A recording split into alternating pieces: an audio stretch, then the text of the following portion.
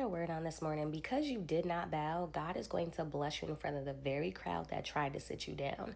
This reminds me of the story of Daniel in the lion's den, where he had some haters. He had some enemies that wanted to make him bow. Why? Because they can see God's favor upon Daniel's life. They can see the hand of God in Daniel's life. They can see that Daniel was obedient and faithful. And because he was consistent, because he was obedient, and because he was faithful to the one and only true and living God, God continued to bless Daniel. God continued to elevate Daniel. So we know that the haters, they went to King Darius and was like, hey, put in this decree so that only people can pray to you.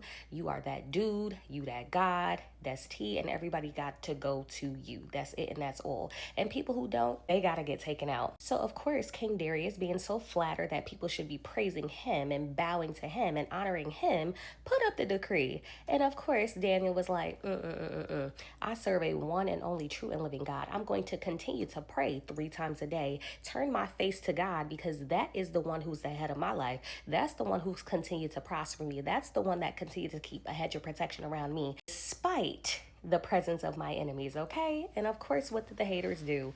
Ratted, typical rats of Satan, and told on Daniel that Daniel was not following the decree. And of course, King Darius actually liked Daniel, actually knew something was special about Daniel, and did not want to do it, but unfortunately he had to follow the law. Threw Daniel in the lion's den, and guess what? He could not sleep. He was tossing and turning all night, but in the morning, very much so, he hurried to the lion's den to ensure that Daniel was still going to be. And he called out to Daniel and said, servant of the true and living God, even your enemies know. It don't even matter. Are you still in there? And Daniel, I am.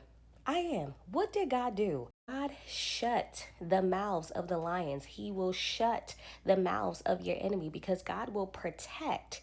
God will protect his children. God will not turn his face from you. God's plan is to prosper you, not to harm you, but to give you a hope in the future. So because you continue to stay the course, because you continue to pray,